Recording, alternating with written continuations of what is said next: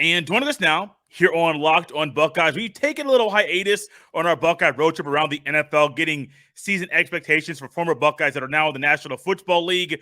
But it is QB1 of the Chicago Bears, Justin Fields Day. And here with us to talk about Justin Fields in year two with the Bears, it's Lauren Cox, the host of Locked on Bears. Lauren, how you doing, man? Welcome back to the podcast. Hey, I'm doing well. Excited to finally have football back in a season around the corner, and a lot of expectations and a lot of eyes on Justin Fields for sure. Oh, yeah. Football's here. I'm excited. Got the Hall of Fame game. We got preseason games coming up in the NFL for everybody else. And I'm excited for football. I'm excited to see what Justin Fields is going to do in year two, as people are hoping that he has better plays in year two than he had in year one. Yeah, it's tough because it's like you don't want to throw out the entire rookie season as being, just a mess of Matt Nagy and the organization. But at the same time, it was such a difficult situation for any quarterback to be successful in. And now there's such a turnover of trying to build around him that, again, maybe won't be the ideal situation for a quarterback. But you can't just keep punting and saying, well, we still don't know. At some point, you start to have to kind of hammer some of this stuff out. Absolutely. How would you assess his play last year during his rookie season in the National Football League? Yeah, I mean, you can't sugarcoat it and say it was good, but it wasn't maybe as terrible as the stat line might suggest. When you see 7 touchdowns, 10 interceptions, 59-ish completion percentage, it doesn't look good. But I think they did not put him in positions to be successful. They did not game plan for him properly. They didn't give him the amount of time to prepare as far as working with starting receivers. He was always the backup, always having to sort of just take whatever scraps were left from Andy Dalton. It was never a good situation for him to go into, but he certainly finished the season stronger than he started it. And throughout the year, I kept coming back to this idea that he always made the difficult things look easy. When he's scrambling out of the pocket and making these tough plays with his legs and finding guys open downfield, or sometimes, play action, set up, hitch, throw it, and fire these tight windows, deep down the sideline, he made some of those really tough throws that you don't expect rookie quarterbacks or even all that many quarterbacks in the league to be able to make. And yet, conversely, he also sometimes made some of the easy things look difficult, that sometimes there were underneath throws that are just quick little timing routes that you would expect most rookie quarterbacks and most, run-of-the-mill quarterbacks to be able to hit. And sometimes he'd one-hop them or throw them a little bit high because the timing just wasn't quite there with his receivers. So I felt like he did the hard things really well, and that it's easier to teach the easy things that he struggled with. Some of those timing things that you mentioned where the timing may have been off with some of the receivers, do you think that was just rookie season jitters that caught up with him during the season? I think a lot of it was that, like, he went through training camp at OTAs barely even working with Allen Robinson and Darnell Mooney, like his top wide receivers, so that when he gets thrown in there in week 5, he's practiced with them some, and sort of in that 1 week leading up to the game that he actually was finally, given the full reins of the offense. But it takes some of that fine tuning of like, okay, if you need to throw it before the receiver makes his break, you have to know just how fast Allen Robinson is compared to Darnell Mooney and where you need to place the ball depending on which receiver is running the route and which route that receiver is running. And you have to read the coverage and get there through your progression on the play. So there's so many different moving parts that he just didn't get time to work through and get all those reps to be more comfortable with it. Then on top of it, his offensive line completely falls apart and does not give him time to throw. And the normal bumps and bruises that a rookie might go through, and he gets injured. It all kind of adds up to just not a great situation. It would have been really impressive had he been able to do so. And so maybe he's not some, instant wonderkin type of kit quarterback, but that doesn't mean he can't still be a difference maker for the Bears here in year 2 and beyond. How do you think the offseason moves the Bears have made will assist Justin Fields to hopefully play better this year? Yeah, that's been a lot of the criticism, right? In Chicago, it's been, well, they didn't get him with big name wide receivers, and the offensive line doesn't have great great household names. They finally at least corrected some of that right before training camp. They signed 2 veterans on the offensive line that should help shore up a decent amount of the concern there. I don't think they'll be a top 10 offensive line, but I think the offensive line can get the job done. So then it comes down to these receivers. Now they have some injuries there as well. Still have Darnell Mooney. And I think he'll be a great option for them. He looks like he could be a number 1 receiver. They were hoping Byron Pringle could be a number 2, but he has a quad injury that's going to have him miss most of the preseason now. So they might not be as much on the same page. by week one. It's going to take some time for things to ramp up there as well. So I don't think it's a great supporting cast, but I think a better scheme and now what's looking like an improved offensive line can be enough to at least get a good assessment of Fields. They're not going to win 10 games and make the playoffs, but I think you can at least see enough to like know whether or not he can be your guy for the long term. The better players in the more sound offensive line play is one thing that I know quarterbacks will utilize and help them be more confident on the field.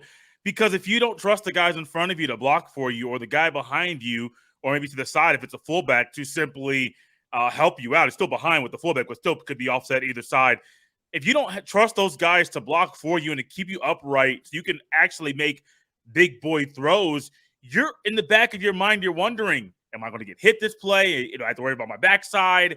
Is this running back going to get this block? Because if he does not, I'm going to get destroyed. Yeah. If you get a better offensive line that's blocking for you, honestly, some of those throws you mentioned earlier where the timing was off, the timing might be better because he has better confidence in the blockers that are right in front of him. Yeah, exactly. That position is so critical, especially for a quarterback like Justin Fields. Like all the talk has been about wide receiver because, fantasy football is kind of what the context we all have it from. Right. Justin Fields can't control what happens after the catch. So as long as he has a platform to throw it and can get it to the spot, you can at least then evaluate Fields. And if his receiver drops it or doesn't do much with the ball after the catch, that'll affect how the offense as a whole performs. But let's give Justin Fields every opportunity to show exactly what he can do so he can be the best quarterback that he can be, even if the receivers aren't going to be there to figure it out. So I agree 100%, especially for a quarterback like him that maybe sometimes has a tendency to hold on to the ball a little too long. You'd like him to maybe get rid of it a little bit quicker, but he wants to make the big play. He's a playmaker. He wants to be the hero and do what he can to carry this team on his own. And sometimes he needs to work on just like, sometimes you got to take what the defense can give you and just get rid of the ball and move on, especially if that offensive line isn't there. Lauren, interesting you mentioned the ability or the desire that Fields has when he's on the field to occasionally hold the ball too long. That was actually one of my complaints. As great as he was at Ohio State and with the success that he had instantly in Columbus, one of my complaints was he holds the ball too long. I mean, if the timing was quicker, got the ball out just a half second quicker, I mean, you're looking at a quarterback that is a difference maker and would have probably been a top 5 pick in the NFL draft. And so that's just one of my few things that I complain about him. But you're saying the same thing in the National Football League. Year one, holding the ball too long. I don't know if it's the offensive line in Chicago that caused that tendency to enter the NFL or if it's just that's who he is as a player. I'm leaning towards that's who he is as a player. We just have to live with it. But there may be other factors there that go into why he tends to hold a ball a half second or maybe a second too long.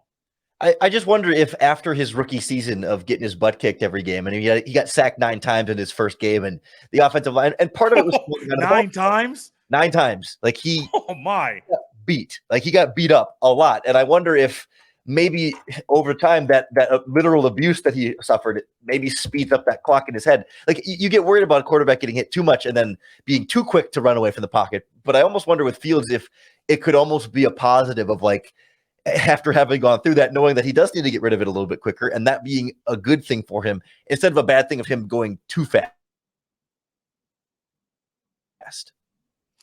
What offense do you think suits Fields the best?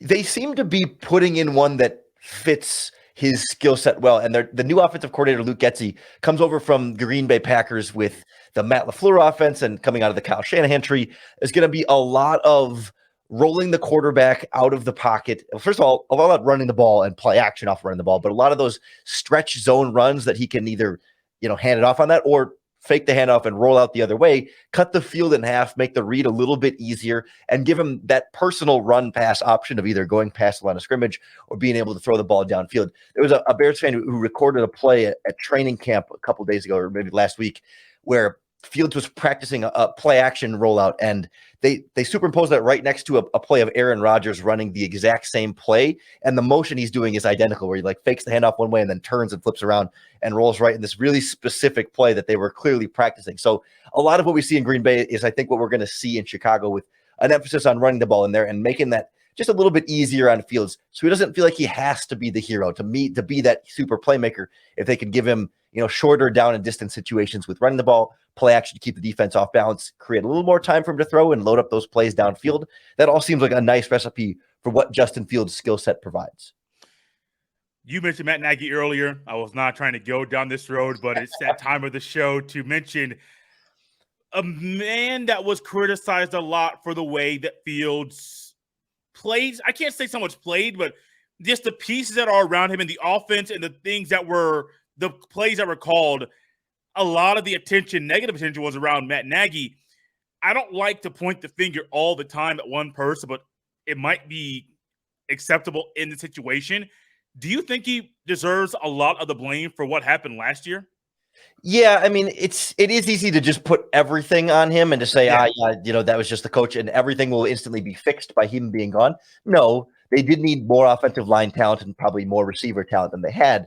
But the coaching staff in particular seemed so stuck on feeling like they have this scheme and what they know as coaches is going to be the best scheme for winning, and that the players need to fit this scheme. And the idea was like, we're going to make Justin Fields throw some of these short rhythm passes so that, they're supposed to be a little bit easier on him. And so that then they can load up to pass the ball downfield. But it was curl route after curl route after curl route for receivers like Darnell Mooney and Allen Robinson that can win one-on-one downfield so effectively and just not putting those players in the best position to be successful. On top of Justin Fields' first game when he sacked 9 times, they're still going with 5-man protections over and over again and ran play action a handful of times at most, but they're not doing the things to help the offensive line, to help the quarterback. They're not doing the things to help the wide receivers, to then help the quarterback. And it just was not a situation that was going to be conducive to very much success. It would have had to been Fields overcoming his own coaches in addition to what the defensive coaches were doing against him. That's not a good way to start off your career in the National Football League. It sounds like it's if there was like a scenario where you're trying to paint worst case scenarios, you have like a plot of 10, and you can only fit 10 scenarios in this little area. I bet you this situation's in there because it just doesn't sound very favorable for Justin Fields during his rookie year with the Bears last year. Yeah, the regime, like the GM and head coach kept saying, we have a plan for this quarterback situation. We're planning for these contingencies. Andy Dalton is our starter, and we were expecting Andy Dalton to start the whole season, but we have plans for contingencies. And then Dalton gets hurt in week 2, and Justin Fields goes out there, and they just did everything exactly the same as they had been doing for Andy Dalton. And they just didn't have whatever. Either they had a plan and it was a terrible plan, or they didn't have a plan for the situations as it played out. And it just was. It felt completely unprepared. And then you mix in Fields getting injured a couple of times, some minor things on his own, and not playing 100% out there. And it was a pretty firm recipe for disaster. I'm going to put some numbers out here for you. I'm going to ask you if we can expect above these or below these for this upcoming year. Justin Fields, above 63% completion percentage this year. Would you guess better, higher or lower? I would go above, but I don't know that it's going to be a huge number for him, right? He's not here to be the pinpoint accuracy passer, more like the Cam Newton style, get the big plays to make up for the times when maybe it's not pinpoint accuracy, but it's still catchable. 17 starts. I know you can't go higher than 17, but that's where we're going to start at the very top. I don't think Justin Fields is not durable. He's not injury prone, but given that there were a couple times last season that he was in and out of lineup, and that they're going to have to rely on some of his mobility, it wouldn't surprise me if he misses a game or 2 here and there, but hopefully nothing serious. That's the only time I'm going to start with a number that you cannot go above in this little scenario. Justin Fields throws over 2,500 passing yards this year. Oh, I'll definitely put him over 2,500. I certainly don't think he's going to hit, 4,000 or anything like that, but I definitely would go over on 2,500. I mean, he was able to get Darnell Mooney to still be a 1,000-yard receiver last season with everything else going on so poorly. As long as he plays, a good 14, 15 games at least, he'll definitely break that mark. Over 23 touchdown passes. Over above. That's a good, 20 is the number I keep coming back to, mainly because I think when they get to the red zone and in the goal line, they're going to hand the ball off. They're going to be very committed to the running game in those situations.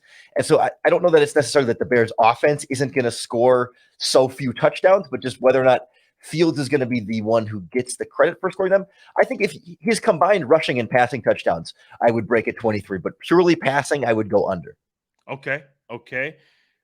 Let's just do he threw 10 INTs last year. Will he have above that mark or less than that mark this year? I definitely wouldn't think less, but because 10 and 12 games is a lot, but so I think he'll cut down the rate of interceptions, but he'll play in more games. So I'll say over just because I think there's going to be some bumps along the way that it's not always just an inaccurate pass, but sometimes you hit as you're thrown or a receiver drops it, it goes through their hands, batted pass, things like that. I think I'll go over 10, but I'm not concerned of it being 20 or anything like that. Last but not least, 4 rushing touchdowns. Would you go over or under for that one? 4 is a good number. I'll go slightly over. I mean, I think I can see him get 5 or 6, but it's not going to be anything too crazy there. But I think they're going to go to some of those options in the goal line too, and maybe he ends up keeping it. And I think his legs are going to be a big part of the scheme. So 4 is a tough number. It's right around there for me, but I'll go maybe slightly over.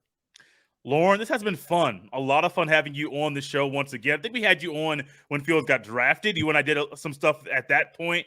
I'm glad to have you back when just talking ball with you. If you could just share some last comments you have about Fields' expectations for the season, good, bad, ugly, doesn't really matter to me. I just want to hear what your final thoughts are about him going into year 2. I will say the really interesting thing for me this season with Fields is that this new Bears regime has shown more with their actions than their words that they are not tied to any players from the previous regime. And I think that includes Justin Fields.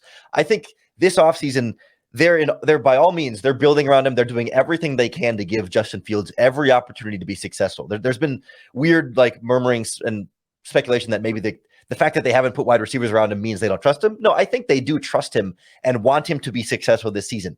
But if he is not, and if he has a bad year and really struggles again, I wouldn't be surprised if the regime either moves on from him or at the very least brings in competition. I don't think they're married to him because they didn't draft him. If they're bad and have a top 5 pick and there's another quarterback there, it wouldn't surprise me at all for the team to draft another quarterback and say, Justin, we gave you the chance and we wanted you to be successful, but you're not our guy. You were the last team's guy. And if they're great, they'll definitely love him and keep building around him, do everything. But nothing is guaranteed to him, I don't think, much beyond this year. Lauren, if you could, let everyone know where they can follow you on Twitter, and maybe they want to check out Locked On Bears and see and hear, Andy, maybe watch some of the things you're saying about Fields right now. Where can they catch you and the show? Yeah, of course. You can find Locked On Bears wherever you're finding Locked On Buckeyes right now. All the podcasting apps, YouTube, etc. You can follow the Twitter show, the show on Twitter at Locked On Bears, or me on Twitter at Cox Sports One. I always say it's like Fox Sports One, but with the C. I like it. You guys can follow me on Twitter at jstevens07. Happy to have Lauren Cox back with us. Happy to continue our Buckeye road trip around the NFL. And happy to get an update on Justin Fields. A lot of you I saw on Twitter were highly upset last year with how Fields was handled in Chicago. I'm hoping for better plays in year 2 with him as he leads Chicago Bears in his sophomore campaign in the National Football League.